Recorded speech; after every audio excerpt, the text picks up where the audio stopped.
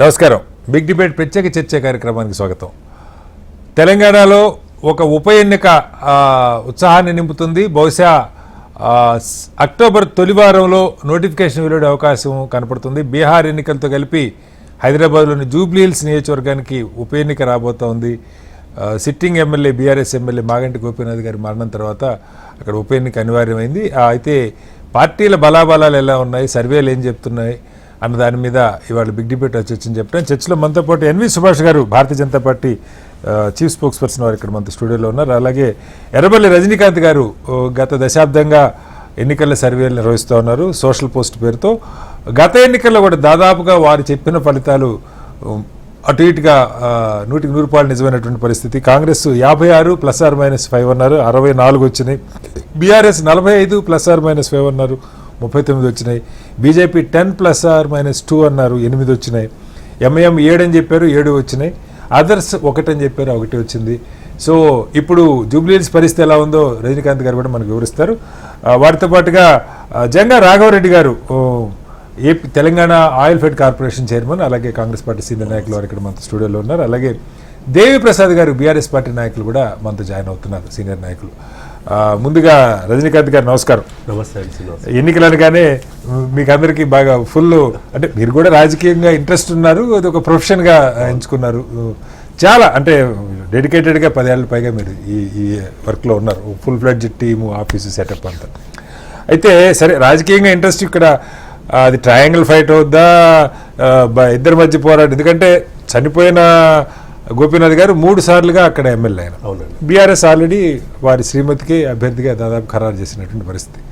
కాంగ్రెస్లో హోరాహోరీ పోరుంది. బీజేపీ ఇక్కడ అధికారంలో లేకపోయినా జాతీయ స్థాయిలో అధికారంలో ఉంది, పక్క రాష్ట్రంలో అధికారంలో ఉంది.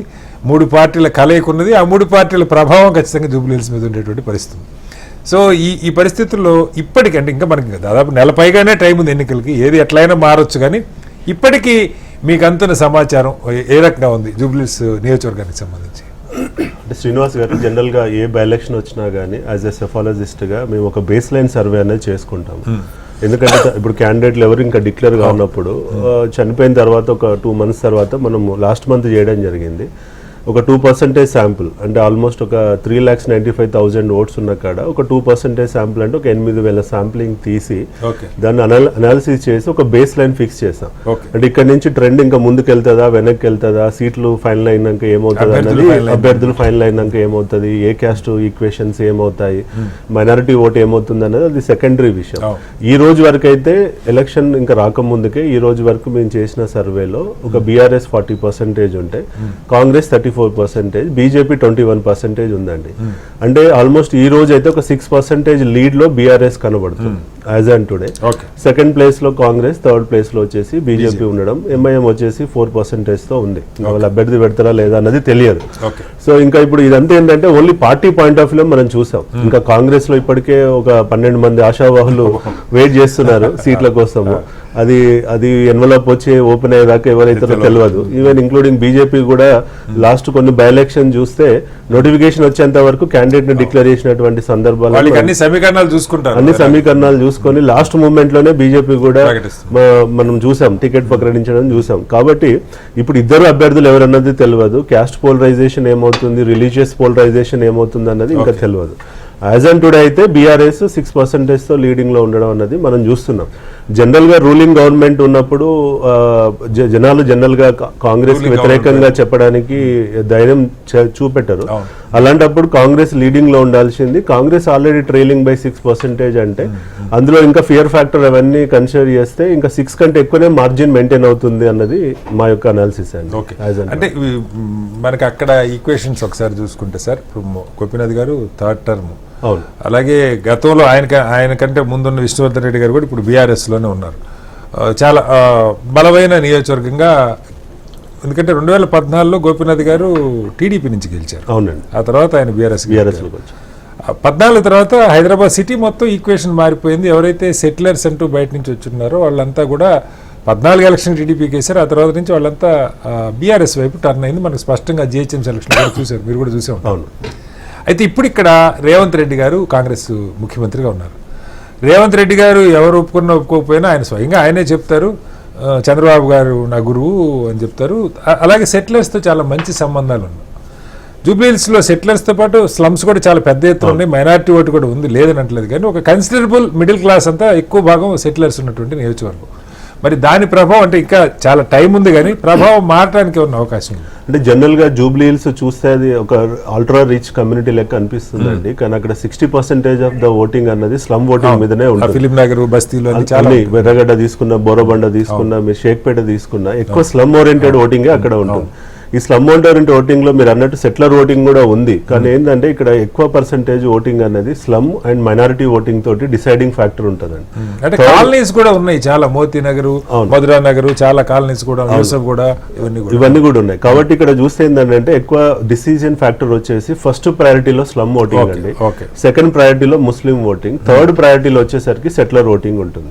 సో ఈ ప్రయారిటీలో మనం చూసినప్పుడు ఏంటంటే ఈ రోజు వరకు అయితే స్లమ్ ఓటింగ్ లో ఈ రోజు వరకు అయితే, ఎందుకంటే కాంగ్రెస్ గవర్నమెంట్ ఇచ్చిన కొన్ని పథకాలు కంప్లీట్ కాకపోవడము, లాంచ్ కాకపోవడం వల్ల ఈ రోజు వరకు అయితే కొంత స్లమ్ ఓటింగ్ లో బీఆర్ఎస్ పాజిటివ్ కనబడుతుంది.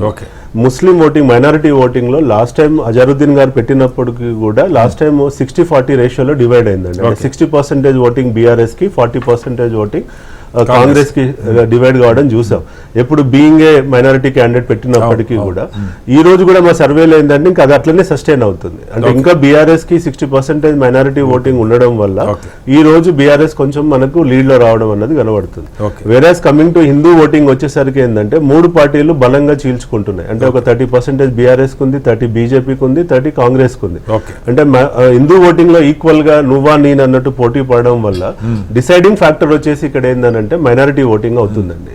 మైనారిటీ ఓటింగ్ ఎంత శాతం ఉంటుంది? అప్రాక్సిమేట్ గా ఇక్కడ 32 to 35% కోట్ చేస్తున్నామండి. అంటే 1,20,000 నుంచి 1,40,000 ఓట్లు ఇక్కడ మైనారిటీ ఓటు బలంగా ఉన్నాయి. కాబట్టి ఇందులో ఎంత పర్సెంటేజ్ పోలింగ్ తీసుకురాగలుగుతాం అన్నది మేజర్ ఫ్యాక్టర్ అండి. అంటే పోలింగ్ ఉండడం వేరు, పోలింగ్ తీసుకురావడం వేరు. సో అంతకుముందు మాగంటి గారు ఉన్నప్పుడు ఆయన ఇండివిజువల్ గా ఉన్నటువంటి నెట్వర్కింగ్ తోటి స్లమ్ ఓటింగ్ ని, మైనారిటీ ఓటింగ్ ని చాలా ఈజీగా ఆర్గనైజ్ చేయగలిగాడు కాబట్టి ఆయనకు ఉపయోగపడ్డది. సో ఈ కాన్స్టిట్యున్సీ యొక్క హిస్టరీ మనం చూస్తే 2014 అయినా, 18 ఎలక్షన్స్ అయినా, 2023 అయినా చూస్తే ఇక్కడ కన్సిస్టెంట్ గా బీఆర్ఎస్ ఓటింగ్ 45% సస్టైన్ అయిందండి. కాంగ్రెస్ ఓటింగ్ 35% సస్టైన్ అవుతుంది. 2018 లో కూడా కాంగ్రెస్ కి 35%, 14 లో 35%. డైరెక్ట్ విష్ణువర్ధనే పోటీ చేసినట్టు ఆయన పీజీఆర్ కుమారుడు. సో కాబట్టి 35-45 మధ్యలో 10% ట్రెడిషనల్ గా ఇక్కడ గ్యాప్ ఉంది. అంటే నాట్ ఓన్లీ బై ఎలక్షన్ అన్నది పక్కకు పెడితే ఈ రోజు ఏ అభ్యర్థి అయినా కానీ base voting of the Congress is 35% అండి, base voting of the BRS is 45%. ఈ 10% బ్యారియర్ అన్నది కంటిన్యూస్ గా మెయింటైన్ అవుతూ వస్తుంది. బీజేపీ యొక్క అప్ అండ్ డౌన్స్ వల్ల మార్జిన్ చేంజ్ అవుతుంది తప్ప ఎక్కడ కూడా కంప్లీట్ గా స్వాప్ అయ్యే ఛాన్సెస్ కనపడలేదు. సో ఇప్పుడు బీజేపీ కూడా బలంగా హిందూ ఓట్లో ముందుకు వెళ్తుంది కాబట్టి ఇప్పుడు ఆ హిందూ ఓటింగ్ మొత్తం ముగ్గురు మధ్యలో అటు అధికార పక్షం అని చెప్పి పోలరైజ్ కాదంటారా? మనకి ట్రయాంగిల్ ఫైట్ లాగా రాష్ట్రంలో మన అసెంబ్లీ ఎలక్షన్ అప్పుడు కూడా చూసాం. ముందు బీజేపీ బాగా పుంజుకుంది అనుకున్న పరిస్థితిలో, బట్ అసెంబ్లీ ఎలక్షన్ దగ్గరికి వచ్చేసరికి రెండు పార్టీల మధ్య కన్సాలిడేట్ అవటం సహజంగా జరిగేటువంటి, అన్లెస్ అత్యంత బలంగా ఉన్న, అంటే ఇది బై ఎలక్షన్, ఒకటేమో సింపతి వేవ్, ఒకటేమో అధికారంలో ఉన్న పార్టీ. బీజేపీ హిందూ ఓట్లో 30% తెచ్చుకోగలిగే అవకాశం ఉంటుంది. అవకాశం ఉందండి. ఎందుకనంటే మీరు చూస్తే రూరల్ తెలంగాణ వేరు, అర్బన్ తెలంగాణ వేరు. మనం చూస్తే బీజేపీకి స్ట్రెంత్ ఉందే హైదరాబాద్ జిహెచ్ఎంసీ లోపల. మీరు లాస్ట్ టైం కూడా అసెంబ్లీ ఎలక్షన్స్ లో చూస్తే బిఫోర్ కర్ణాటక ఎలక్షన్స్ రూరల్ ఏరియాలో ఎక్కువగా ఉండి అర్బన్ ఏరియాలో లీడింగ్ లో ఉన్న బీజేపీ పోస్ట్ కర్ణాటక ఎలక్షన్స్ తర్వాత మనం చూసినట్లయితే రూరల్లో మొత్తానికి ఆ ఓట్ అంతా కాంగ్రెస్ కి షిఫ్ట్ అయిపోయింది. ఎందుకంటే ఎప్పుడైతే బీజేపీ ఇంకా గెలవట్లేదు అని వచ్చిందో ఓట్ స్ప్లిట్ చేయడం ఎందుకని చెప్పి యాంటీ ఇన్కంబెన్సీ ఓట్ అంతా కంప్లీట్ గా కాంగ్రెస్ కి కన్సాలిడేట్ అయింది. వేరే జిహెచ్ఎంసీలో అలా కాలేదు కాబట్టి బీఆర్ఎస్ అన్ని సీట్లు గెలవగలిగింది, కాంగ్రెస్ ఇక్కడ గెలవలేకపోయింది. అంటే బీజేపీ జిహెచ్ఎంసీలో గివప్ చేయలేదు కాబట్టి ఒక రకంగా చెప్పాలంటే మొన్న బీఆర్ఎస్ కి కొన్ని సీట్లు వచ్చాయని చెప్పి మనం అడ్వాంటేజ్ గా తీసుకున్నదని చెప్పి మనం ఆలోచించాం. మళ్ళీ వస్తాను దగ్గరికి.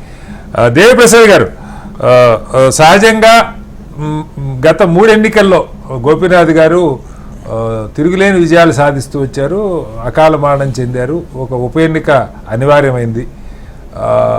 ఇప్పటికే నాకు తెలిసి కేటీఆర్ గారు దాదాపు డివిజన్ స్థాయి మీటింగ్లన్నీ కూడా కండక్ట్ చేసినట్టుగా ఉంది. జూబ్లీహిల్స్ అసెంబ్లీ నియోజకవర్గానికి సంబంధించి పూర్తిగా డివిజన్ లెవెల్లో ఛాలెంజ్ చేస్తూ ఉన్నారు, ఆయన ఖచ్చితంగా గెలవబోతూ ఉన్నారు. అలాగే గతలో ఎమ్మెల్యేగా ఉన్నటువంటి కాంగ్రెస్ విశ్వవర్ధన్ రెడ్డి గారు కూడా ఇప్పుడు బీఆర్ఎస్లోనే ఉన్నారు. ఇంకా చాలామంది ముఖ్యమైన నాయకులు ఉన్నారు. అయితే ఇక్కడ ఒక సమస్య వస్తుంది దేవిప్రసాద్ గారు. అంటే ఆశావాదులు బీఆర్ఎస్లో చాలామంది ఉన్నారు. ఎప్పటి నుంచో గోపీనాథ్ గారు ఉన్నప్పుడు కూడా ఆ సీటు దక్కించుకోవాలి విశ్వ ప్రయత్నాలు చేసిన వాళ్ళు ఉన్నారు ఆయనకి కాకుండా. బట్ ఇప్పుడు ఉప ఎన్నికలో శ్రీమతి గెలిస్తే మళ్ళా ఆ కుటుంబానికే అధికారం పరిమితం అయిపోతుందని ఇబ్బంది పెట్టే పరిస్థితులు, దొడ్డిదారి అగ్రిమెంట్లు ఏమన్నా ఉంటాయా? ఒకటి. రెండు, కాంగ్రెస్ రూలింగ్లో ఉన్నది.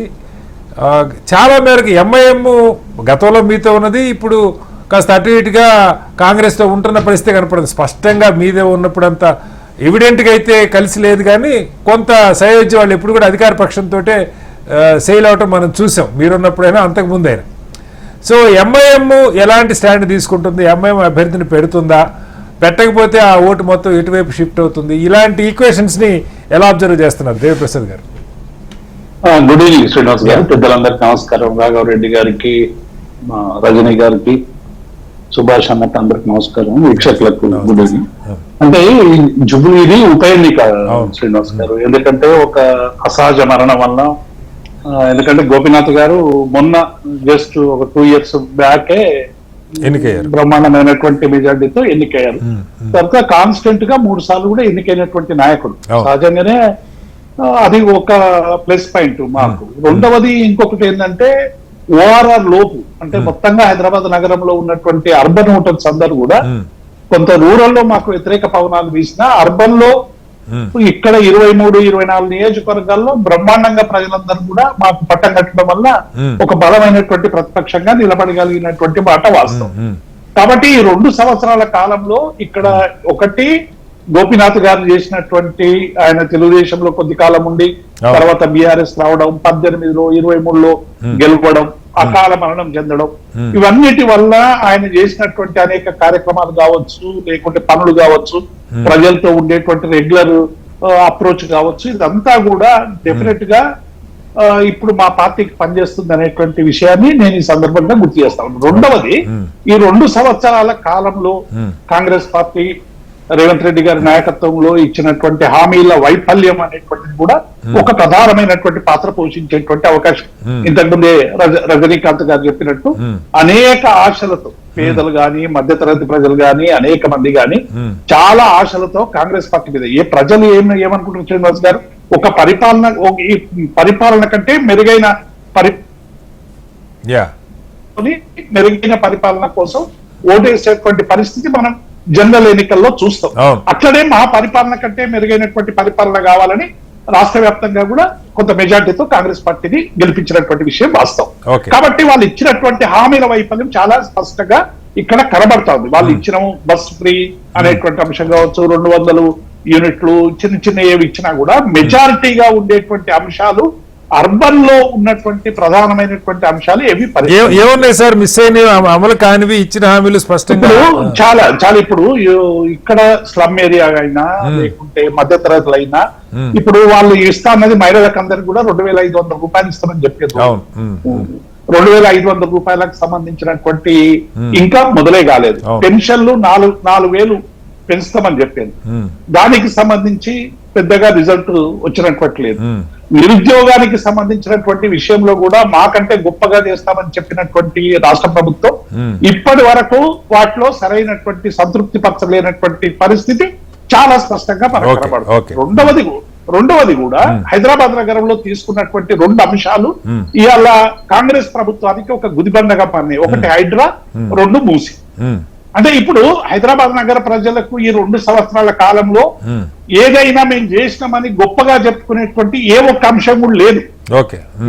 మీరు చెప్పగలిగితే కాంగ్రెస్ పార్టీ నాయకులు గాని ఎవరు గాని మేము ఈ 2 సంవత్సరాల్లో చేసి చూపించగలిగినాం, హైదరాబాద్ నగర ప్రజలకు విశ్వాసం కలిగించేటువంటి ప్రయత్నం చేసినాం, ఈ బ్రిడ్జిలు కట్టినాం, ఈ అండర్ పాస్లు కట్టినాం, ఈ ఎస్టీపీలు పూర్తి చేసినాం, లేకుంటే ఇంకా ఈ డ్రైనేజీలు రకరకాల సంబంధించి ప్రధానంగా వాటి విషయంలో పెద్దగా ముందుకు పోయినటువంటి సందర్భాలు మనకు ఎక్కడ కూడా కనబడుతుంది. కాబట్టి వీటిని అన్నిటినీ దృష్టిలో పెట్టుకొని డెఫినెట్ గా 4వది, మేము ఈ 2 సంవత్సరాల కాలంలో కాంగ్రెస్ పార్టీ అనుసరిస్తున్నటువంటి విధానాలకు వ్యతిరేకంగా ఫైట్ చేయడంలో బీఆర్ఎస్ పార్టీ ముందున్నది, బీఆర్ఎస్ పార్టీ ప్రజల కోసం పనిచేస్తుంది అనేటువంటి ఒక నమ్మకాన్ని, విశ్వాసాన్ని 2 సంవత్సరాల కాలంలో మేము ఇవ్వగలిగాం. కాబట్టి వీటన్నిటి వలన మీరు ఇంకోటి క్యాండిడేట్ విషయంలో చెప్తా ఉన్నాం. క్యాండిడేట్ విషయంలో పెద్దగా మా పార్టీలో గందరగోళం లేదు. చాలా స్పష్టంగా ఆ కుటుంబానికి సంబంధించి వాళ్ళ శ్రీమతికే ఇస్తామనేటువంటి సిగ్నల్ ఆల్రెడీ మేము అన్ని ఇచ్చినాం. అన్ని డివిజన్ల మీటింగ్లు కూడా అయిపోయాయి, బూత్ కమిటీల సమావేశాల మీటింగ్లు కూడా అయిపోయాయి. కాబట్టి మా దగ్గర తప్పకుండా ఈ సీట్ ఇవ్వకపోవడం వల్ల వచ్చేటువంటి గందరగోళ సీట్ ఇవ్వకపోవడం వల్ల ప్రత్యక్షంగా ఎవరు పెద్దగా ఏం మాట్లాడరు, కానీ పరోక్షంగా ఒకసారి మళ్ళీ అదే కుటుంబానికి వస్తే భవిష్యత్తులో మనకు అవకాశాలు రావు అనుకునే పరిస్థితి ఉండదంటారా దేవిప్రసాద్ గారు? అంటే సహజంగా ఉంటుంది, అసలే ఉండకుండా ఎట్లుంటది శ్రీనివాస్ గారు, ఉండేటోళ్ళ దగ్గర ఉంటది కానీ మెజారిటీ కాదు ఓకే చెందేంత స్థాయిలో పనిచేయదు అనేటువంటి విషయాన్ని మేము స్పష్టం చేస్తాం. కాబట్టి ఇవన్నీ దృష్టిలో పెట్టుకొని మేము పనిచేస్తా ఉన్నాం. Right sir, back to big debate. Yes Raghava Reddy గారు, మీరు విన్నారు సర్వేలో ఒకటి మనకు కనపడుతుంది. గతంలో ట్రెడిషనల్గా గ్యాప్ 10 ఉంటే ఇప్పుడు ప్రస్తుతానికి 6 ఉంది. రూలింగ్లో ఉన్నారు కాబట్టి వారికి ఇంకో మాట కూడా చెప్పారు. రూలింగ్లో ఉన్న వాళ్ళ మీద సహజంగా పెద్ద వ్యతిరేకంగా చెప్పడానికి అంత ఇష్టపడరు. బ్రాడ్గా ఇండివిజువల్ పథకాలకు సంబంధించి కూడా 2 మీ హామీలు, అంటే బస్తీలు ఎక్కువ ఉన్నాయి వాస్తవంగా మనం చూస్తే. అక్కడ పేరుకి జూబ్లీ హిల్సే కానీ ప్రతి డివిజన్లో చాలా, రామత్ నగర్ కానీ, ఎర్రగడ్డ కానీ, లేదా ఫిలిం నగర్ కానీ, ప్రతి డివిజన్లో మెజారిటీ బస్తీలు ఉంటాయి. మనందరికీ తెలుసు, బస్తీ ఓటర్లు విలేజెస్ నుంచి వచ్చిన వాళ్ళు, రకరకాల ప్రాంతాల నుంచి వచ్చిన వాళ్ళు అంతా ఉంటారు. వాళ్ళకి మీరు ఇచ్చిన హామీ మహిళలకి 2500 ఒక హామీ స్పష్టంగా, అది నెరవేరలేదని. అలాగే మౌలిక వస్తువులకు సంబంధించి అంటే గతంలో బీఆర్ఎస్, సరే బీజేపీ కొంత ఓటు చీల్చుకున్న బీఆర్ఎస్ సిటీలో బలంగా రావడానికి ఏంటంటే హైదరాబాద్ని పెద్దగా ఇబ్బంది కలగకుండా హైదరాబాద్ గ్రోత్ని అలా కంటిన్యూ చేశారన్న ఒక పాజిటివ్ ఇమేజ్ తెచ్చుకోగలిగింది గత 10 ఏళ్లలో. ఫస్ట్లో 14 అప్పుడు ఆ భయం ఉండే పబ్లిక్కి, ఏమవుద్దో బీఆర్ఎస్ వస్తే సిటీ డెవలప్మెంట్ కుంటుపడుద్దో అన్న భయం ఉండేది. దాన్ని ఓవర్కమ్ కాగలిగారు ఓవర్ పీరియడ్ ఆఫ్ టైం. ఇప్పుడు రేవంత్ రెడ్డి గారికి హైదరాబాదు దీన్ని వ్యతిరేకం ఎవరు అనుకోరు కానీ, బట్ ఇంకా విజిబుల్గా ఫలితాలు కనపట్ల. సో దానికి సంబంధించి దేవిప్రసాద్ గారు వారు చెప్పిన కొన్ని మౌలిక వస్తువులు, హైదరాబాద్ అంటే హైడ్రా కొంత నెగిటివ్ వచ్చింది, కొంత పాజిటివ్ వచ్చింది, సరే మళ్ళీ ఇప్పుడు ఏదో కొద్దిగా స్మూత్గా వెళ్తున్నట్టుంది హైడ్రా పరిస్థితి. మూసి ఎవరు వద్దంటారు కానీ దానికి ఎంత ఖర్చు పెడతారు ఏంటన్నది అది ఒకటి అర్థం కానిటువంటి ప్రశ్న. అది టాప్ ప్రయారిటీ పెట్టుకున్నారా అన్నది అంశం. సో ఏ రకంగా ఎలక్షన్కి చాలా టైం ఉంది, రాజకీయాల సమీకరణాలు చాలా మారుతుంటాయి. బట్ మీ అంచనా ఇప్పటికీ ఏ రకంగా మీరు అభ్యర్థి సంబంధించి కూడా, అజరుద్దీన్ గారు అంతకుముందు క్యాండిడేట్ ఉంటే ఆయనకి ఇప్పుడు ఎమ్మెల్సీ ఇచ్చారు, అంజన్ కుమార్ యాదవ్ గారు చాలా గట్టిగా ట్రై చేస్తున్నట్టుగా ఉంది, ఇంకా చాలా మంది ఆశావాళ్ళు వారు చెప్పారు 10-12 మంది ఉన్నారని, ఉంటారు సహజంగా అధికార పక్షంలో ఉంటారు. మరి ఈ అసమ్మతులు లేదా వీటిని సర్దుకోవటం లేదు, ప్రజల్లో ఒక చేంజ్ తీసుకురావటం ఏ రకంగా ఫోకస్ చేయబోతూ ఉన్నారు? ఒకటి గమనించాల్సిన అవసరం ఉన్నది, రజనీకాంత్ గారు సర్వే దాదాపు బాగానే చేస్తూ ఉన్నాడు. మాకు కూడా నాకు కూడా దగ్గరే, వాళ్ళకి ఏముంది వాస్తవాలు ఏముంటే ముందు పెడతారు అంతే కదా, వాళ్ళకి ఏ పార్టీకి సంబంధం లేదు కాబట్టి వారు చేసిన సర్వే సరే ఏ విధంగా ఉందో నేనైతే చూడలేదు, ఇప్పుడే వారు చెప్తాంట విన్నాను. నేను మాత్రము ఒక నెల నుండి జూబ్లీస్లో మాత్రము నెల రోజుల నుండి door to door voter mapping system, ప్రతి ఇంటికి పోయి కలవడం, ఎట్లా ఉంది పరిస్థితి స్లమ్స్లో మొత్తం. రజనీకాంత్ గారు చెప్పారు ఏంటంటే 60% స్లమ్ ఉంది, 40% కాలనీస్ ఉన్నాయి, మధ్యతరగతి వాళ్ళు రిచ్ పీపుల్స్ ఉన్నారని చెప్పారు. ఆ టైం లేదు, దాదాపు 70-80% అది మన పేరుకే జూబ్లీ హిల్స్ కానీ 70-80% అంతా ఇంకెక్కువనే స్లమ్ ఉంది.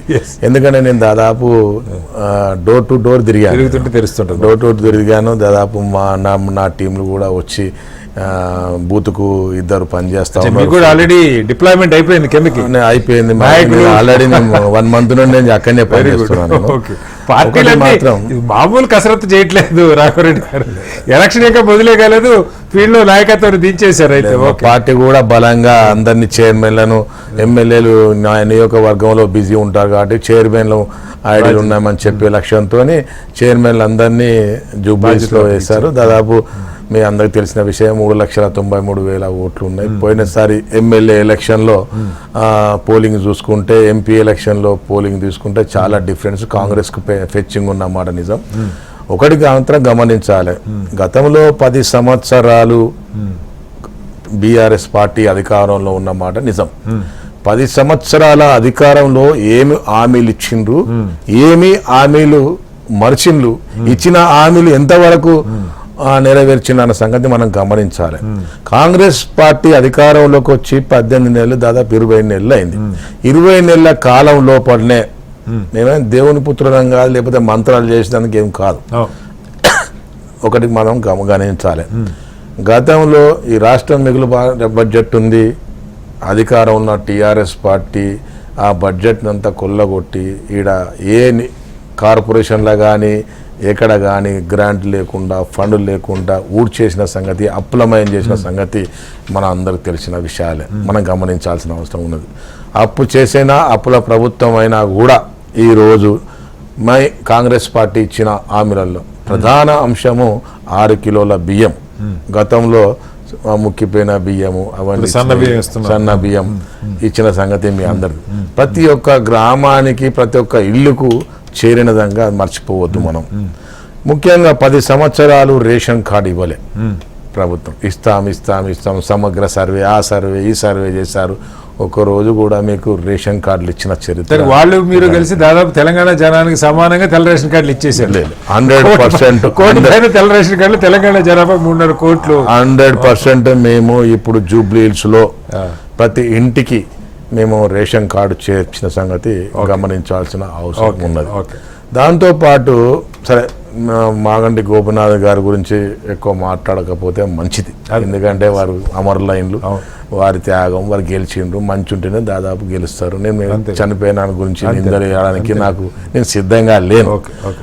పార్టీకి వచ్చే వరకు, అభివృద్ధికి వచ్చే వరకు నేను తిరిగిన గల్లీలు, నేను తిరిగిన ఆ స్లమ్ములో వాళ్ళు ఫౌండేషన్స్కే పరిమితం అయిపోయింది తప్ప అసలు పరిష్కారం చేసిన సంఘటనలు ఎక్కడ కూడా కనపడలేదు.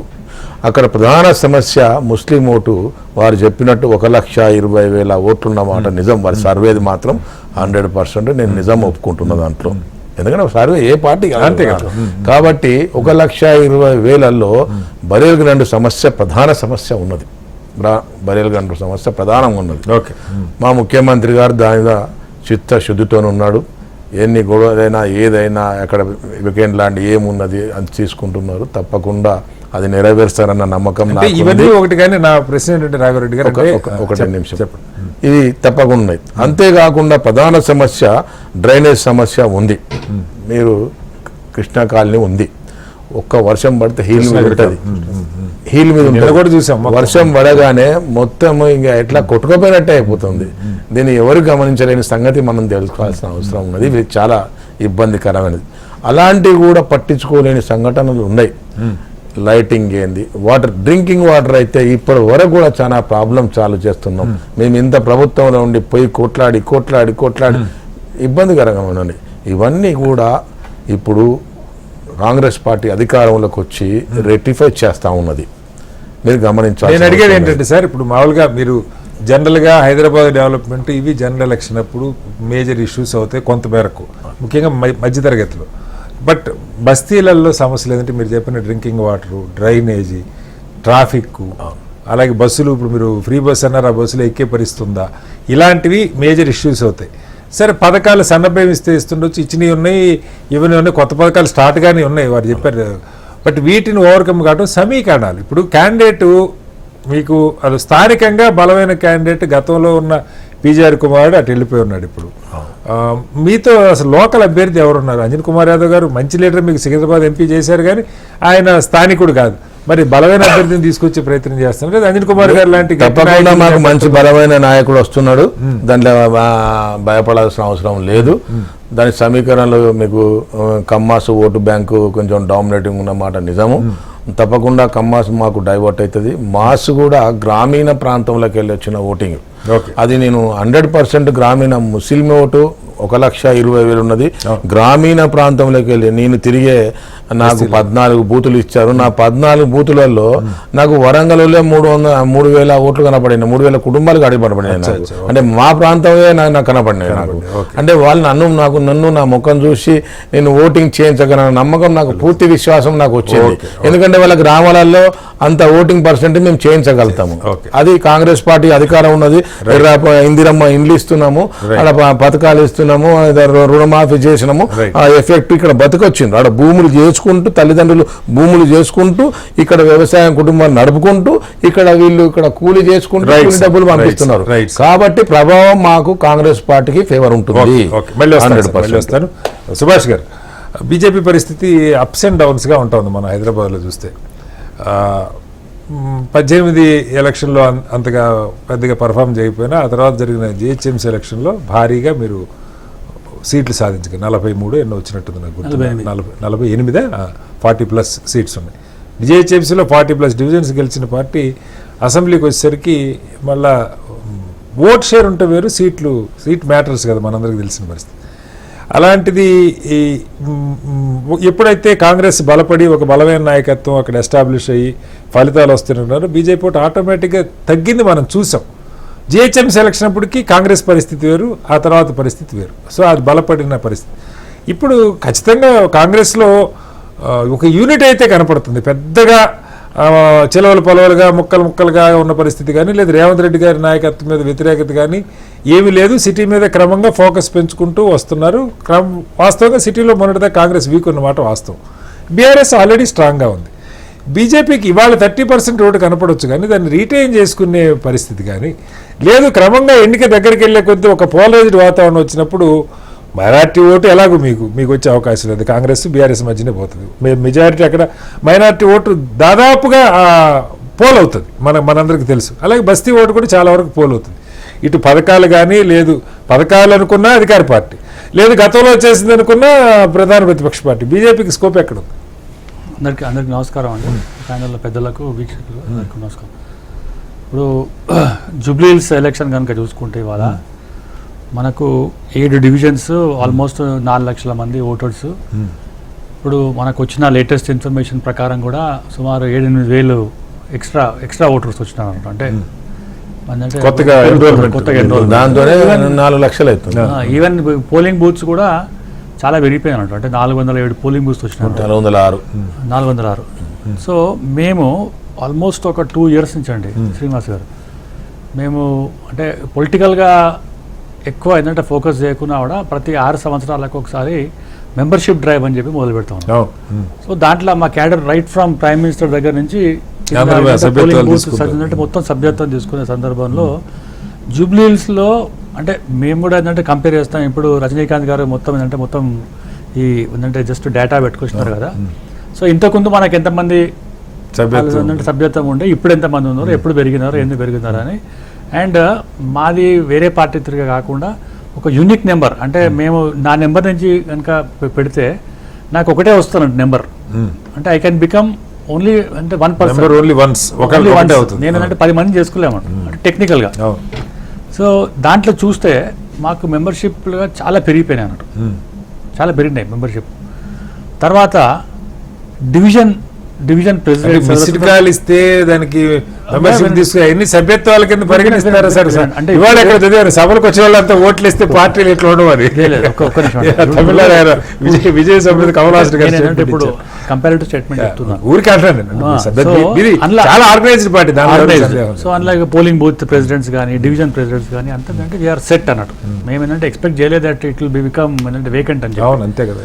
కానీ గత 3 సార్లు అంటే చనిపోయిన వాళ్ళ గురించి ఇంతకుముందు అన్న చెప్పిండు, మనం ఎక్కువ తక్కువ మాట్లాడొద్దని చెప్పింది. కానీ బీఆర్ఎస్ పార్టీలో కూడా ఒకసారి మనం కనుక ఆలోచిస్తే ఏంటంటే అక్కడ గోపీనాథ్ గారి నాయకత్వంలో చాలా మంది బీఆర్ఎస్ వాళ్ళే ఇబ్బంది పడ్డారు.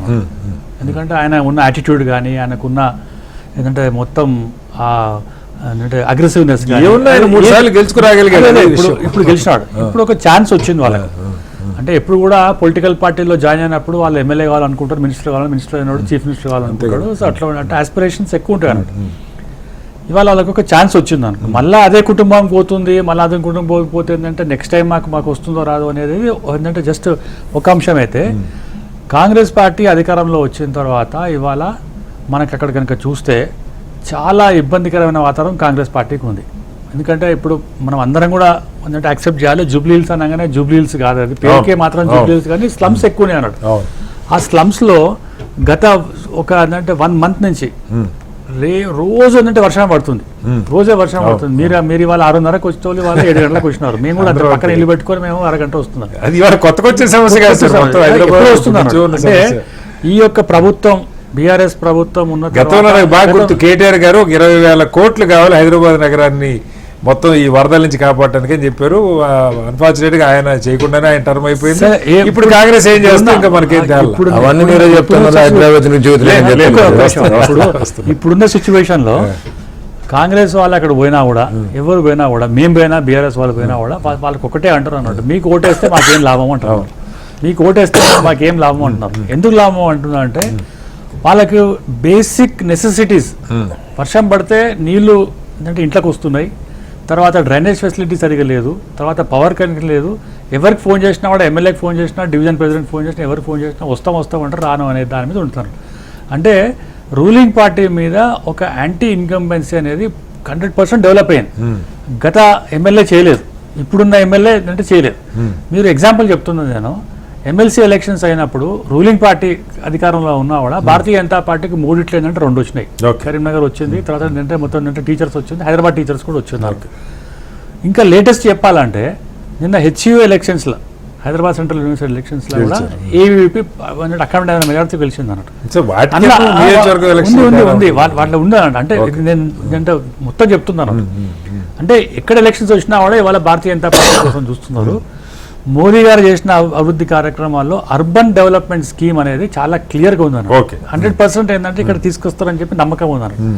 ఈ పార్టీని చూసినారు, ఆ పార్టీని చూసినారు, 2 పార్టీలు చూసినారు. ఒకసారి భారతీయ జనతా పార్టీకి మేము అధికారం ఇవ్వాలని చెప్పి చాలా క్లియర్ గా, అధికారం అయితే వేరే ఒక డివిజన్ సంబంధించిన ఎలక్షన్ అదే చెప్తున్నా. ఇప్పుడు చూడండి, ఇప్పుడు దుబాకా ఎలక్షన్స్ అప్పుడు అట్లే ఉన్నారు, మీరు అసలు గెలుస్తారా, అసలు ఎప్పుడు గెలవలేదు, ఎప్పుడు ఏంటంటే పోటీ చేస్తారు, అప్లై నో రిప్లై, అసలు మీరు అసలు రారు అని చెప్తే దుబ్బాకాలో గెలిచినాం మేము ఇంతకుముందు.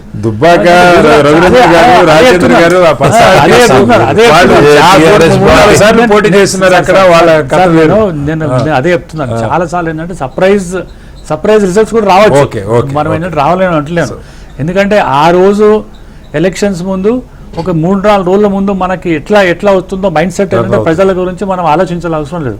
ఒకసారి మీరు 2020 GHMC ఎలక్షన్స్ చూడండి, అసలు భారతీయ జనతా పార్టీకి 4 సీట్లు ఉండే, భారతీయ జనతా పార్టీకి కార్పొరేటర్లు. ఆ తర్వాత ఎన్నిసార్లు ఎందుకంటే 48 స్థానాలు.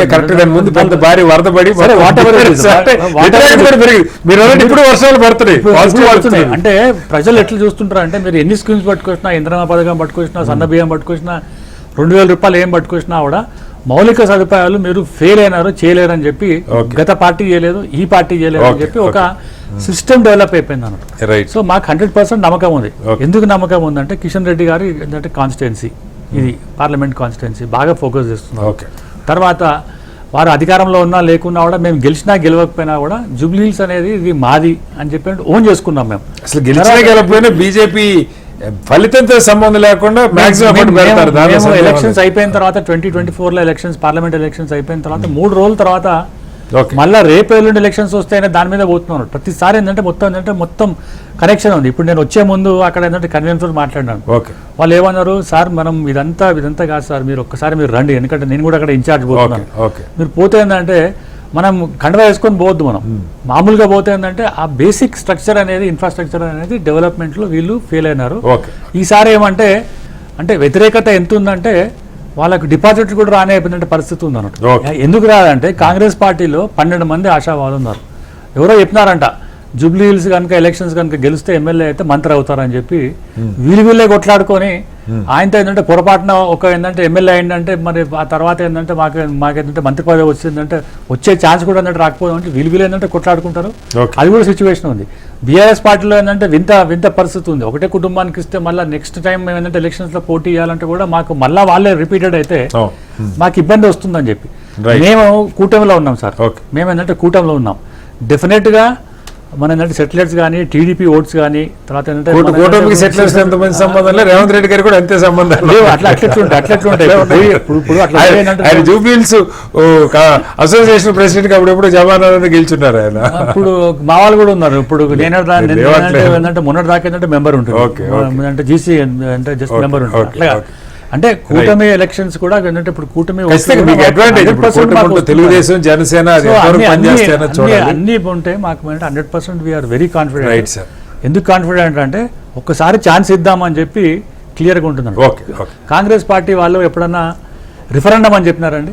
చూద్దాం సార్, రిఫరెండం గురించి చూద్దాం. సెకండ్ వాళ్ళు అందరూ రిఫరెండం అంటారు, ఎలక్షన్ తర్వాత రిఫరెండం అంటారు. రైనికంటి గారు ఇక్కడ బస్తీలకు సంబంధించి మనం గతంలో కూడా చూస్తే బస్తీల్లో తెలంగాణ ఆరిజిన్ నుంచి వచ్చిన వాళ్ళు, లేదా ఆంధ్ర ఆరిజిన్ నుంచి ఉన్నవాళ్ళు, లేదు ఇతర రాష్ట్రాల నుంచి కూడా చాలా మంది ఇక్కడ సెటిల్ అయిపోయిన నార్త్ ఇండియన్స్ బస్తీల్లో ఉన్న పరిస్థితి కూడా ఉంది, చిన్న చిన్న పనులు చేసుకున్నారు. సో ఈ కాంపోజిషన్స్ అలాగే సమీకరణాలు, కుల సమీకరణాలు, ఇప్పుడు చౌదరి కమ్యూనిటీ ఇందాక వారు చెప్పారు న్యాచురల్ కొంచెం పెద్ద కమ్యూనిటీ అక్కడ.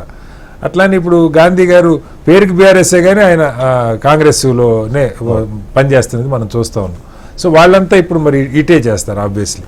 సో ఈ కుల సమీకరణాలు ఏ రకంగా ఉండొచ్చు? హిందువులు అన్నారు మీరు ఇందాక బ్రాడ్గా, కానీ హిందువుల్లో రెడ్డి, కమ్మ, అలాగే బీసీ ఇవన్నీ ఉన్నాయి కదా, వీటి సమీకరణాలు ఎలా ఉండొచ్చు? జూబ్లీహిల్స్ వరకు వచ్చేసరికి కుల సమీకరణాల కంటే ఎక్కువ అండి, అంటే రూరల్ ఏరియాలలో కుల సమీకరణాలు ఎక్కువ పనిచేస్తాయి. అర్బన్ ఏరియాలో కొంత అంత ఇంపాక్ట్ ఉండదు. అర్బన్ ఏరియాలో ఇవాళ బేసికల్గా మనం ఆలోచించాల్సింది ఏంటంటే, ఇంతసేపు దేవిశ్రీ ప్రసాద్ గారు చెప్పినట్టు కానీ ఈ 2,500 రూపాయలు మహిళలకు ఇవ్వలేదు కాబట్టి మాకే ఓటేస్తారని దేవిప్రసాద్ గారు చెప్పారు. లేదంటే 500 రూపాయలు గ్యాస్ సిలిండర్ది మాకు దొరకలేదు అని. ఇంకొక పాయింట్ అతను మర్చిపోయాడు ఏంటంటే, డబుల్ బెడ్రూమ్ ఇల్లులు కట్టి కేసీఆర్ గారు డిస్ట్రిబ్యూట్ చేయాలండి. ఎందుకంటే అది చేస్తే అది మళ్ళీ పెద్ద వ్యతిరేకత వస్తుంది కావచ్చు, ఎందుకులే అని చెప్పేసి భయపడే ఆయన చేయలేదు. వచ్చిన తర్వాత ప్రజలు ఏం ఎక్స్పెక్ట్ చేశారంటే కాంగ్రెస్ చేస్తుంది అని చెప్పి ఎక్స్పెక్ట్ చేశారు. సో అది అసలు కాంగ్రెస్ దాని గురించి మాట్లాడకుండా ఇప్పుడు ఇందిరమ్మ ఇల్లుల గురించి మాట్లాడడం జరుగుతుంది. ఇందిరమ్మ ఇల్లులు 3,500 ఇల్లులు పర్ కాన్స్టిట్యున్సీ, సంవత్సరానికి 4.5 లక్షలు ఇల్లులు కట్టిస్తాము, 5 సంవత్సరాలలో 25 లక్షల ఇల్లులు కట్టిస్తామని చెప్పి కాంగ్రెస్ ప్రామిస్ చేయడం జరిగింది. ఇవాళ పథకం లాంచ్ చేసినా గానీ ప్రజలు ముందుకొచ్చి కట్టుకునే పరిస్థితి లేదు. ఇవాళ 2 సంవత్సరాలు అయిపోయినా కానీ ఈ రోజు వరకు స్టార్ట్ అయిన ఎన్ని ఉన్నాయంటే 1.5 lakh హౌసెస్ మాత్రమే కన్స్ట్రక్షన్ లో ఉన్నాయండి. అంటే పాలసీ లాంచ్ చేసిన కాంగ్రెస్ ప్రజలు నాట్ రెడీ టు కన్స్ట్రక్ట్, ఎందుకంటే అమౌంట్ అనేది సరిపోవట్లేదు అన్నది ఒక అభియోగం ఉంది. వీటన్నిటికంటే నాకు అనిపిస్తుంది ఏంటంటే, ఈ పార్టీల డిస్కషన్కి వస్తే పక్కకు పెడితే అన్ఎంప్లాయ్మెంట్ అనేది ఈ ఎలక్షన్ లో బాగా పనిచేస్తుందని చెప్పి నేను అనుకుంటున్నాను. ఎందుకు అనంటే, ఇప్పుడు రేవంత్ రెడ్డి గారు వచ్చిన తర్వాత వాళ్ళు తీసుకున్న కొన్ని నిర్ణయాల వల్ల, అది ఏ నిర్ణయం అన్నది మీరు ఇంతసేపు డిబేట్ చేస్తున్నారు, దాని లోతులోకి వెళ్లకుండా చూస్తే ఓవరాల్ గా ఇవాళ ఏంటంటే రియల్ ఎస్టేట్ రంగం చాలా దెబ్బపడ్డది. రియల్ ఎస్టేట్ రంగం దెబ్బపడడం వల్ల ఈ పని కోసం వచ్చిన వాళ్ళు, వలస వచ్చిన వాళ్ళు ఎక్కువగా పనిచేసేది అటు రియల్ ఎస్టేట్ రంగంలో పనిచేస్తారు, లేదంటే ఇటు హోటల్ ఇండస్ట్రీ, ఫుడ్ ఇండస్ట్రీలో ఎక్కువగా పనిచేస్తారండి. ఒక రకంగా చెప్పాలంటే ఓవరాల్ మార్కెట్ లో ఇలా క్యాష్ ఫ్లో అన్నది లేకుండా పోయింది. అసలు ఎక్కడ కూడా క్యాష్ ఫ్లోస్ కనబడతలేదు. ఎంత కోటీశ్వరుడైనా కానీ ₹1,00,000 దొరకాలంటే ఇబ్బంది ఉన్నటువంటి సందర్భాల్లో మనం చూస్తున్నాం. మంచి మంచి బిల్డర్లు కూడా ఇవాళ 10,000, 5,000 యూనిట్స్ రెడీ టు పొజిషనింగ్ ఉన్న వాళ్ళు కూడా వాళ్ళు అమ్ముకోలేనటువంటి పరిస్థితి. లాస్ట్ 6 నెలల్లో ఎంత సేల్ అయింది అని అంటే సైట్ విజిట్స్ అవుతున్నాయి కానీ ఎవరు కూడా కొనేటువంటి పరిస్థితి లేదు. ఒకసారి రియల్ ఎస్టేట్ కనుక డౌన్ అయింది అనుకోండి, అది మిగతా రంగాలలో పడుతుంది. అంటే చాలా వరకు జాబ్స్ లే ఆఫ్ అవుతున్నాయి, అంటే సిటీలో చాలా వరకు లే ఆఫ్ అవుతున్నాయి. ఒకవేళ జాబ్ లో ఉన్నా గానీ 1వ తారీఖు జీతం వస్తుందా అంటే డౌట్ఫుల్ గా ఉంది. అంటే వాళ్ళు 1వ తారీఖు జీతం రాకపోయినా కానీ అది ప్రభుత్వం మీద యాంటీ ఇన్కంబెన్సీ అన్నది జీతం రాకపోయినా కానీ 1 నుంచి 15కి డేట్ షిఫ్ట్ అయినా కానీ it will create lot of anti incumbency. So overall గా ఈ జూబ్లీ బై ఎలక్షన్స్ లో ఈ మౌలిక వసతులు, ఈ ఎజెండాపై ఎలక్షన్ జరుగుతుందని అనుకోవట్లేదు. టు బి హానెస్ట్ ఏంటంటే జూబ్లీ బై ఎలక్షన్ లో అసలు జూబ్లీ హిల్స్ గురించి ఎజెండా డిస్కస్ చేయకుండానే ఎలక్షన్ అయిపోతుందని నేను అనుకుంటున్నాను. ఎంతసేపు మళ్ళీ వీళ్ళు మాట్లాడేది ఏముంటుందంటే బీఆర్ఎస్ ఏమో కాంగ్రెస్ ఫెయిల్యూర్స్ మీద రాష్ట్ర వ్యాప్తంగా సమీకరణాలు సార్. లాస్ట్ వచ్చేసరికి అధికారులు ఉన్న పక్షం ఏమో పెద్ద ఎత్తున చేరికలు ఉంటాయి, ఇవన్నీ మనం అది జరుగుతూ ఉంటాయి. ఇప్పుడు బీఆర్ఎస్ ఏమో కాంగ్రెస్ ఫెయిల్యూర్స్ మీద మాట్లాడము, కాంగ్రెస్ ఏమో గత 10 సంవత్సరాలు ఉన్న ఫెయిల్యూర్స్ మీద మాట్లాడడానికి ఇది ఒక వేదికగా తయారవుతుందని నేను అనుకుంటున్నాను. అంతేగాని ఇక్కడ డ్రైనేజ్ ఉందా, వీళ్ళకి ఇది దొరికిందన్న దాని మీద జరగకపోవచ్చు అన్నది నా అభిప్రాయం. జరగదు కానీ నిజంగా ఓటర్లు కొంత పథకాలు కానీ మనం చూస్తాం బ్రాడ్గా రోజువారీ సమస్యలు. ఇప్పుడు వారు చెప్పారు ఇందా కృష్ణనగర్ మనం చూస్తాం, అలాగే ఎస్టీపీ మైత్రివనం దగ్గర అక్కడ ఉంటుంది, బోరబండ మనకు తెలియంది కాదు, తులసినగర్ మనకు తెలియంది కాదు, బస్తీల్లోకి వెళ్తే చాలా భయంకరమైన ట్రాఫిక్ మెయిన్ హైటెక్ సిటీకి అప్రోచ్ రోడ్లన్నీ జూబ్లీహిల్స్ 4-5 వైపుల నుంచి వెళ్తూ ఉంటాయి, విపరీతమైన ట్రాఫిక్ కంజెషన్. సో వీటికి సొల్యూషన్స్ కొంత అంటే ఇందిరమ్మ ఇల్లు లాంటివి సరే 10 ఏళ్ళు ఇవ్వని ప్రభుత్వం మీద ఇవ్వలేనప్పుడు కొత్తగా వచ్చిన ప్రభుత్వం మీద వెంటనే, ఎందుకంటే బీఆర్ఎస్ హయాంలో జరిగింది ఏంటంటే ఆల్రెడీ లబ్ధిదారులు ఐడెంటిఫై చేసి మీకు ఇల్లు వస్తుందని చెప్పి డిస్ట్రిబ్యూట్ చేయాలి. వీళ్ళకి బహుశా ఇంకా ఆ స్టేజ్కి వచ్చిందో లేదో నాకు తెలియదు, ఇనిషియల్ స్టేజ్లో ఉండొచ్చు. కానీ సో అమలవుతున్న పథకాలు కానీ వాళ్ళు కోరుకుంటున్నారు మంచినీరు, డ్రైనేజీ, వర్షం వస్తే ఇది, లేకపోతే ట్రాఫిక్, సిటీ బస్సులు, వీటి మీద ఏమన్నా ఫోకస్ ఉండే అవకాశం ఉందా, లేకపోతే జనరల్ గానే అంటే ఇంకా వీటి మీద ఫోకస్ వెళ్ళకపోవచ్చు అని నేను అనుకుంటున్నాను. ఎంతసేపు స్టేట్ ఎజెండా మీదనే జూబ్లీ హిల్స్ బై ఎలక్షన్ అయిపోతుంది అన్నది ఒక ఆలోచన. రెండోది, పథకాల కంటే ఎక్కువ అన్ఎంప్లాయ్మెంట్ రేట్ పెరిగిపోయింది కాబట్టి ఆటోమేటిక్గా వాడికి రావాల్సిన డబ్బులు వస్తలేవు కాబట్టి ఇది కాంగ్రెస్ ప్రభుత్వం వల్లనే రావట్లేదు అనేటువంటి ఆలోచనలో వెళ్ళేటువంటి అవకాశం ఎక్కువ ఉంది. మూడో యాంగిల్ మనం ఆలోచిస్తే ఏంటంటే ఓవరాల్ గా ఇప్పుడు కాంగ్రెస్ మంచి పనులు చేసినా గానీ ఎక్కడో ప్రచార లోపం వల్ల దాన్ని ప్రజల్లోకి తీసుకెళ్లడంలో కొంత ఫెయిల్ అవుతుంది అన్నది ఆల్రెడీ కాంగ్రెస్ లో ఉన్న పెద్దలే ఈ రోజు మాట్లాడుకుంటున్నటువంటి సందర్భం.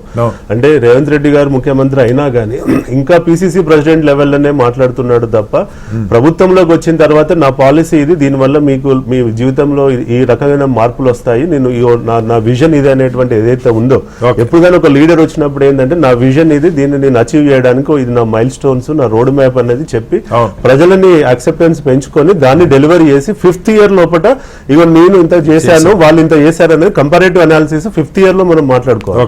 కానీ ఇప్పుడు ఏమవుతుందంటే ఎంతసేపు వాళ్ళ ఫెయిల్యూర్స్ గురించి, అంటే ఒక ప్రతిపక్ష హోదాలో ఉన్నప్పుడు మాట్లాడేది ఏదైతే ఉందో భాష గానీ యాస గానీ, అది ఇప్పుడు అధికారంలోకి వచ్చినాక 2 సంవత్సరాలు కూడా మనం అదే మాట్లాడడం వల్ల ప్రజల్లో ఏమవుతుందంటే వీళ్ళు ఇప్పుడు రైతు రుణమాఫీ చేశారు కాంగ్రెస్, అది వాళ్ళకి అడ్వాంటేజ్, అది రైతు బంధు కూడా ఆల్మోస్ట్ ఇస్తున్నారు, అది వాళ్ళకి అడ్వాంటేజ్. మరి ఇవి చెప్పుకోవట్లేకపోతున్నారు కదా. అది అన్ని రాష్ట్రాలు అధికారులు ఉన్న వాళ్ళు చేసి చెప్పడం కంటే పోయిన వాళ్ళని తిట్టేదే ఎక్కువ నడుస్తూ ఉంది. ఈ కల్చరల్ చేంజ్ వస్తుందని మనం అందరూ ఎక్స్పెక్ట్ చేశామండి. ఎందుకంటే being young leader of the state మనం ఎక్స్పెక్ట్ చేసింది అంటే ఈ కల్చరల్ చేంజ్ రావాలి, ఆలోచింపే విధానం మారాలి, ఆలోచించే విధానం మారాలని చెప్పి. 2 విషయాలు చెప్పండి నాకు. ఒకటి, కాంగ్రెస్ లో గతంలో ఎప్పుడూ లేనంత ఒక యూనిటీ, అంటే నాయకత్వం మీద ఒకళ్ళిద్దరు ఎవరైనా మాట్లాడినా కూడా పెద్దగా వ్యతిరేకత రాష్ట్ర స్థాయిలో కనపట్ల, స్థానికంగా కూడా అధికారులు ఉన్న పక్షంలో అంత తొందరగా బయటపడింది ఒకటి ఉంటుంది. అది ఎలా ఉంది మీ సర్వేలో? రెండోది, ఎంఐఎం గతంలో బీఆర్ఎస్తో పనిచేసింది, వాళ్ళ ఓటు సాలిడ్గా 4% వాళ్ళు ఉన్నా కూడా వాళ్ళు సపోర్ట్ ఇవ్వాలి వేరే పార్టీ కంటే ఇన్ఫ్లుయెన్స్ చేసి గంపకొత్తగా ఓట్లు వేయించగలిగిన పరిస్థితి ఉంటుంది. సో దాని ప్రభావం ఎంఐఎం 4% ఒకవేళ వాళ్ళు చేయకపోతే ఎటు మొగ్గే అవకాశం. బేసిక్ గా మేము చేసిన సర్వేలో అండి ఈ క్వశ్చన్ పెట్టాం, ఒకవేళ ఎంఐఎం క్యాండిడేట్ పెట్టకపోతే మీరు ఎవరికి ఓటేస్తారని అడిగినప్పుడు ఓవరాల్ ఓట్ షేర్ 4% వచ్చినా గానీ ఎంఐఎం క్యాండిడేట్ పెట్టకపోతే అందులో 50% కాంగ్రెస్ కి వెళ్తుంది, 50% బీఆర్ఎస్ కి వెళ్తుంది. అంటే ఆ 4% లో చెరో 2% ఈక్వల్ గా డివైడ్ అవుతుంది. ఇంకొకటి ఏంటంటే జూబ్లీ హిల్స్ లో ఎంఐఎం ప్రభావం ఓల్డ్ సిటీతో పోలిస్తే చాలా తక్కువగా ఉంటుందండి. ఇక్కడ అంతా వాళ్ళు పేరుకు ఎంఐఎం అన్నదే కానీ ఇక్కడ జూబ్లీ హిల్స్ లో కానీ రాజేంద్ర నగర్ లో కానీ నిజామాబాద్ అర్బన్ కానీ అంత అనుకున్న స్థాయిలో వీళ్ళ ప్రభావం ఉండదు. కానీ వాళ్ళు ఏంటంటే ఏ రూలింగ్ గవర్నమెంట్ ఉంటే వాళ్ళతో పాజిటివ్ వెళ్ళి వాళ్ళ పనులు చేసుకోవడంలో they are very smart on. ఎవరైనా అక్కడ ఉంటే అదే చేస్తారు కాబట్టి ఇప్పుడు అబ్వియస్ గా కాంగ్రెస్ ఉంది కాబట్టి బ్యాక్ ఎండ్ నుంచి కాంగ్రెస్ వాళ్ళు సపోర్ట్ చేయాల్సి వస్తుంది, వెళ్ళి బీఆర్ఎస్ చేస్తారని చెప్పి నేను అనుకోవట్లేదు. రైట్ సార్, టైం తక్కువ ఉంది. ఒకసారి దేవప్రసాద్ గారు క్విక్ గా ఒకటి చెప్పండి. ఎన్ని చెప్పినా మనం చూస్తాను దేశంలోనే రాజకీయాల్లో ఒక మౌలికమైన మార్పు ఏంటంటే అధికారం ఎట్టుంటే నాయకులు వెంటనే వెళ్తున్నారు, ఓటర్ల అవకాశం వచ్చినా మరుక్షణం అటువైపు మళ్ళీపోతున్నారు. దానికి బీఆర్ఎస్ 2014 జిహెచ్ఎంసీ ఎలక్షన్ ఉదాహరణ. 14 ఎలక్షన్లో సిటీలో మీకు వచ్చిన సీట్లు, ఆ వెంటనే జరిగిన జిహెచ్ఎంసీ ఎలక్షన్లో మీకు టర్న్ అయిన తీరు చూసుకుంటే ప్రజలే టర్న్ అయిపోయిన పరిస్థితి, అసలు నాయకులతో సంబంధం కూడా లేకుండా. సో అలాంటిది ఇప్పుడు ఒక పార్టీ ఇంకొక 3 ఏళ్లు పైగా అధికారులు ఉండే పార్టీని ప్రతిపక్షం ఉన్న పార్టీ ఏ రకంగా అడ్డుకోగలుగుతుంది? ప్రజల్లో కానీ నాయకత్వం కానీ పనులు జరుగుతాయన్న ఆలోచన ప్రజలకి ఈ అటు వెళ్తే మనం 4 ఏదో చెప్పండి. మీరు అన్నది నాకు అర్థమైంది. నేనేమంటున్నా, ప్రభుత్వం అధికారంలో ఉంది కాబట్టి ఇక ప్రభుత్వానికి పాజిటివ్ గానే మనం పోవాలి తప్ప పాజిటివ్ గా లేకుంటే మనకేవో సమస్యలు వస్తాయని ఉంది కదా సార్, ఉంది కానీ లేదు అట్లా. మోడీ ఎన్నికైనటువంటి నియోజకవర్గంలో కూడా ఎమ్మెల్సీ ఎన్నికలు వ్యతిరేకంగా వచ్చినటువంటి సందర్భాన్ని చూసాం. మంత్రులు నిలబడ్డటువంటి స్థానంలో కూడా వేరే గొప్ప గొప్ప నాయకులకు వ్యతిరేకంగా కూడా ప్రతిపక్షాలు గెలిచినటువంటి సందర్భాన్ని మనం అనేక. కాబట్టి ఇక్కడ ఏంటంటే ఈ ఉప ఎన్నికకు సంబంధించి హైదరాబాద్ నగరానికి సంబంధించి ఇవాళ కాంగ్రెస్ పార్టీ ఏమో చేస్తామని అధికారంలోకి వచ్చింది కాబట్టి అది చేయకుండా ఇవాళ 2 సంవత్సరాల్లోనే వైఫల్యం. Right. ఎప్పుడు కూడా ఏ ప్రభుత్వం మీద కూడా ఇంత వ్యతిరేక తాక మనం చూడలేదు. Okay. కాబట్టి ఈ ప్రభుత్వాన్ని సెన్సిటైజ్ చేయాలంటే, అడగాలంటే తప్పకుండా ప్రతిపక్షాలకు సంబంధించినటువంటి గొంతు వినిపించాలి ఈ ఉప ఎన్నిక ద్వారా. Okay. రేవంత్ రెడ్డి ప్రభుత్వం అన్ని హామీలు అమలయ్యే విధంగా గట్టిగా ప్రశ్నించేటువంటి ఒక పరిస్థితి రావాలని చెప్పి ఆలోచించవచ్చు కదా. Right. అందుకు మనం ఇట్లా కూడా పోవాల్సినటువంటి అవసరం ఉంది. కాబట్టి ఇలా జూబ్లీహిల్స్ లో మేము వారు రాఘవరెడ్డి గారు వారు తిరుగుతున్నారు, మా వరంగల్ వాళ్ళ పోలింగ్స్ కూడా మా పార్టీ వాళ్ళు కూడా తిరుగుతున్నారు. Okay. ఎవరు చెప్పేది వాళ్ళు చెప్తారు. అందరూ కానీ తిరుగుతూనే ఇవాళ ఉంటారు. చాలా స్పష్టంగా కనబడుతున్నది ఏంటంటే ఇవాళ జూబ్లీహిల్స్ లో కాంగ్రెస్ పార్టీ పరిస్థితి చాలా ఇబ్బందికరంగా మారుతున్నది. ఎన్నికలు వచ్చినాక, షెడ్యూల్ అయినాక, రోజులు గడిచినాక ఎట్లుంటుందో మనం ఏం చూద్దాం. ఎప్పుడైతే మేము కంఫర్ట్ పొజిషన్ లో యాజ్ ఆఫ్ నౌ మీరు కంఫర్ట్ ఉన్నాం, ఉండాలని సర్వేలు కూడా చెప్తున్నాయి సార్. రాఘవరెడ్డి గారు, ఇక్కడ మనకు ఒక సామెత ఉంది, too many cooks spoil the food అని ఇంగ్లీష్లో ఒక సామెత ఉంటుంది. ఇప్పుడు మీకు ఆశావాళ్ళు 12 మంది ఉన్నారు. రేపు ఇదే సమస్య, అది బీఆర్ఎస్కైనా మీకైనా. ఇప్పుడు అజరుద్దీన్ అక్కడి నుంచి వెళ్ళిపోయాడు, విశ్వవర్ధన్ రెడ్డి ఇటు వెళ్ళిపోయాడు, ఆయన ఎమ్మెల్సీకి వెళ్ళిపోయాడు. ఇక్కడ ఒక లాంగ్ టర్మ్ అంజనీయాద్ కుమార్ ఉంటే ఆయన సికింద్రాబాద్ ఎంపీ, మాజీ ఎంపీ. సో ఇక్కడ ఎవరో గట్టిగా ఎమ్మెల్యే కావాలన్న కోరిక ఉన్నోళ్ళు ఉంటారు, పార్టీ పరంగా లోకల్గా ఉన్నోళ్ళు. సో వాళ్ళకి ఇస్తారా, ఎవరికి ఇస్తారా నాకు తెలియదు. బట్ రేపు అక్కడ మీరు పెట్టబోయే అభ్యర్థి దీర్ఘకాలంలో జూబ్లీహిల్స్ ఎమ్మెల్యే అభ్యర్థి అవుతారు. ఎందుకంటే విష్ణు ఇటు వెళ్ళిపోయారు కాబట్టి నేను అంటుంది. సో ఆ విష్ణు ఉన్న నాళ్ళు మీరు పీజీఆర్ కుమార్కి ఇవ్వకుండా సాధ్యం కాల. ఆయన గెలిచినా గెలపోయినా ఆయనకి ఇచ్చిన పరిస్థితి. మరి ఇప్పుడు ఏ రకంగా ఈ అంతర్గత కుమ్ములాట్లు ఓవర్కమ్ కాగలుగుతారు? అది ప్రధానం పార్టీకి. మీకు గత కాంగ్రెస్ పార్టీకి ఇప్పుడు మీకు ఒక డిఫరెన్స్ మీ భాషలోనే మీరే చెప్పారు. గతంలో కాంగ్రెస్ పార్టీలో యూనిటీ కొంచెం ఎక్కువ ఉండే, ఎవరు పడితే వాళ్ళు ఇష్టం వచ్చినట్టు మాట్లాడేది అనే సంగతి మీరే చెప్పారు. అది వాస్తవం, మీరు చూశారు. మీరు మా మేడంజీ వచ్చిన తర్వాత తెలంగాణలో రాహుల్ గాంధీ కానీ భారతదేశ వ్యాప్తంగా పార్టీని ఒక కమర్షిక్షగా, అంటే బీజేపీ పార్టీ అయితే ఒక ఎట్లయితే పోతుందో కాంగ్రెస్ పార్టీ కూడా ఒక దీర్ఘకాలిక విజన్తోని ఒక క్రమశిక్షణ కలిగిన పార్టీగా మీకు ముందుకు పోతున్నమాట నిజం. ఎంతమంది ఆశాభావులు ఉన్నా కూడా టికెట్ రానోళ్ళు కూడా పూర్తి స్థాయిలో పనిచేసేందుకు సిద్ధంగా ఉన్నారు. జూబ్లీహిల్సే కాదు, ఏ మధ్యంతర ఎలక్షన్స్ వచ్చినా క్రమశిక్షణగా, కార్యకర్తగా, లీడర్గా అందరూ పనిచేసేందుకు సిద్ధంగా ఉన్నారు. జూబ్లీహిల్స్లో ఎలక్షన్లో ఒక పాలు కాంగ్రెస్ పార్టీ తీసుకుంటుంది, 2 పాలు బీజేపీ టీఆర్ఎస్ పంచుకుంటుంది. మీరు చనిపోయిన వారి మీద నిందలు వేయొద్దనే లక్ష్యంతో మీకు చెప్పడం లేదు. ఇలా గత ఎమ్మెల్యే గారి మీద వ్యతిరేకత చాలా ఉంది. అణచివేత కావచ్చు, దుందుడుకు కావచ్చు, పోలీస్ స్టేషన్ల కేసులు కావచ్చు, వాళ్ళ పార్టీల మీద ఎన్ని విధాలు ఉన్నాయో అవన్నీ కొంత, ఎందుకంటే చనిపోయిన అనిల్ కుమార్ యాదవ్ గారు చాలా స్ట్రాంగ్ లీడర్. అలాగే ముఖ్యమంత్రి కూడా బాగా మొదటి నుంచి సన్నిహితంగా, ఆయనకి డే 1 నుంచి దగ్గరగా నిలిచిన కొద్ది మంది అనిల్ కుమార్ యాదవ్ ఒకళ్ళు. వాస్తవంగా యాదవ్ కమ్యూనిటీకి కూడా ఈసారి మంత్రివర్గంలో కూడా ప్రస్తుతానికి స్థానం లేదు. ఆయన గెలిస్తే ఆయనకి ఇస్తారు, గెలిపిస్తారు ఒక ప్రచారం అయితే నడుస్తూ ఉంది. ఏంటి నిజంగా అలాంటి ఆలోచన ఏమన్నా ఉందా? బలమైన అభ్యర్థి అంటే ధీటైన అభ్యర్థి కనపడితే తప్పితే కొత్త వాళ్ళకి ఇచ్చి ప్రయోగాలు చేస్తారు, ఎలా అర్థం చేసుకోవాలి? ఒకటి మాత్రం నిజం చెప్పగలుగుతాను నేను, మా పార్టీ, మా అధిష్టానము ఒకరి మీద ఇప్పుడు లేదు. అధిష్టానము ఎవరైతే సర్వేలు చేపిస్తున్నారో, సర్వేలో ఎవరైతే బాగుంటుందని ప్రజలు కోరుకుంటున్నారో వారికే 100% ఎలాంటి పైరో లేకుండా, ఎలాంటి కులాలు లేకుండా ఇస్తారన్నమాట చక్కగా పార్టీ చెప్తుంది. తప్పకుండా ఆ విధంగానే పార్టీ ముందుకు పోతుంది. తప్పకుండా జూబ్లీ ఎలక్షన్ రేపు పొద్దునంగా రెఫరెండంగా మారబోతా ఉన్నది. గత చరిత్రను రూపుమాపుతుంది. తప్పకుండా మీకు చూసిండు 2 ఏళ్ళ కాలం లోపట అభివృద్ధి జూబ్లీస్లో ఎవరు చేయనంత ఎగ్జిక్యూషన్ చేస్తారు. జూబ్లీస్ అభివృద్ధి ఒకటి కంటే సార్, ఇందాక దేవిప్రసాద్ గారు 2 విషయాలు చెప్పారు. హైడ్రా, మూసీ తప్పితే ఫ్యూచర్ సిటీ ఒకటిసారి ముఖ్యమంత్రి గారు అనౌన్స్ చేశారు, దాని గురించి నేను కాదంటలేదు. కానీ సిటీకి స్పష్టమైనటువంటి నాయకత్వం గతంలో కేటీఆర్ గారు ఉన్నప్పుడు ఏంటంటే ఆయనే అర్బన్ డెవలప్మెంట్ మినిస్టర్గా ఉండటం, ఎక్కువ ఫోకస్ పెట్టడం, సిటీకి బాగా చేస్తున్నాను ఒక ఇంప్రెషన్ తెచ్చుకోగలిగారు. అలాంటి పరిస్థితి ఇవాళ సిటీ మీద డెడికేటెడ్గా, అంటే ముఖ్యమంత్రి గారు చెప్తుండొచ్చు కానీ సిటీని ఇదిగో ఈ మంత్రి గారు చూస్తారు అన్న వాతావరణం పెద్దగా కనపట్ల. లేదు, తప్పకుండా సిటీని మీకు మా ముఖ్యమంత్రి గారు మీరు స్పీచ్లో చూశారు. గతంలో ఎన్టీ రామారావు కానీ చంద్రబాబు నాయుడు కానీ చేసిన మరిపించే విధంగా ముందుకు పోయే ప్లాన్లో డివిజన్లో ఉన్నారు. తప్పకుండా చేస్తారు. జూబ్లీస్లో కూడా స్లమ్స్, పవర్ సమస్య, హైటెన్షన్ వైర్ సమస్య వారు ఐడెంటిఫై చేసుకొని వారు ప్లాన్డ్గా ఉన్నారు. 100% అవన్నీ కూడా రెక్టిఫికేషన్ చేసి సమస్యలు పరిష్కారం చేసి ఓటు అడిగే దిశలో ముందుకు పోతా ఉన్నారు. అది తొందరలో వస్తాయి అని అనుకుంటున్నాము. తప్పకుండా ఎలక్షన్ 100% చూడండి, మెజార్టీ 50,000 దాటుతుంది. మీరు చూడండి సుభాష్ గారు,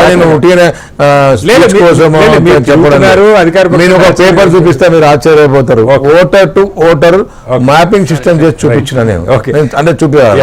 నేను ఒకటే అంటే గతంకి ఇప్పటికి ఒక తేడా ఏంటంటే స్వయంగా ముఖ్యమంత్రి మొన్న వర్షం వస్తే ఆయనే వచ్చి 2 రోజులు ఆ రోడ్డు మీద నిలబడి ఎస్ఆర్ నగర్ లోపల బస్తీలలో కూడా ముఖ్యమంత్రి తిరిగినటువంటి పరిస్థితి వర్షానికి. గతంలో మేయర్లు తిరగలేదన్న విమర్శ కూడా ఉంది, మేయరే రాలేదు బయటకు అన్న పరిస్థితి.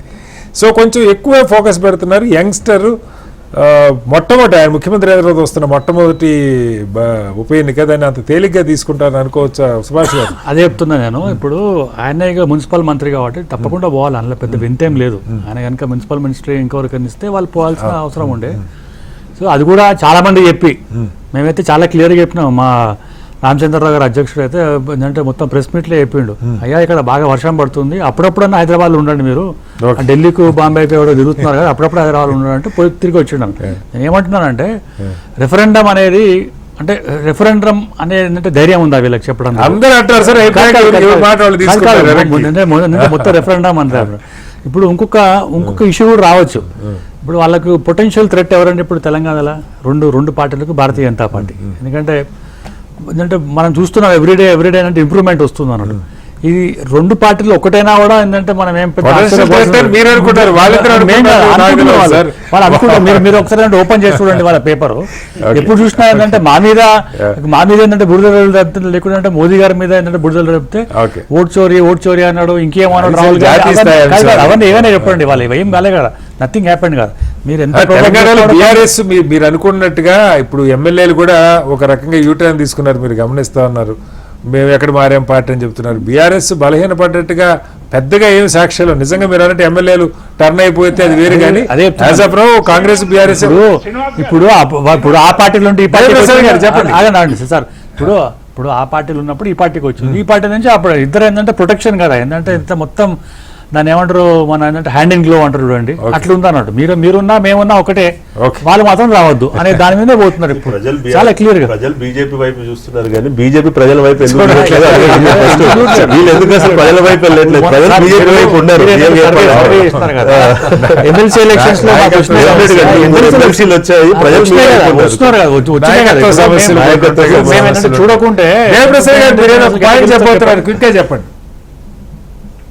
శ్రీనివాస్ గారు. నేనేమంటున్నా, ఇప్పుడు పార్టీ మారినటువంటి ఎమ్మెల్యేలు కనీసం అది కాంగ్రెస్ పార్టీ అని చెప్పుకునే ఒక వాతావరణం లేనటువంటి స్థితి. మా రాఘవరెడ్డి గారు తెలుసు, వాళ్ళ జిల్లాకు సంబంధించినటువంటి మంత్రి మైక్ పెడితే నేను ఏ పార్టీలో ఉన్నామంటే ఉండాల్సిన పార్టీలోనే ఉన్నా అంటున్నాను, పార్టీ పేరు చెప్తలేడు. ఇప్పుడు ఎంత విచిత్రం, విచిత్రమే సార్. అక్కడ స్పీకర్ గారు కోర్టు గొడవ లేకపోతే అందరూ అటే ఉంటారు, కోర్టు గొడవ ఉంది కాబట్టి ఇటు ఉన్నారు. అంత మంచిగా ఉంటే ఎందుకంటారు? దేనికైనా వచ్చినప్పుడు ఏం లేకుండా రైట్ సార్, వచ్చినప్పుడు ఏం లేకుండా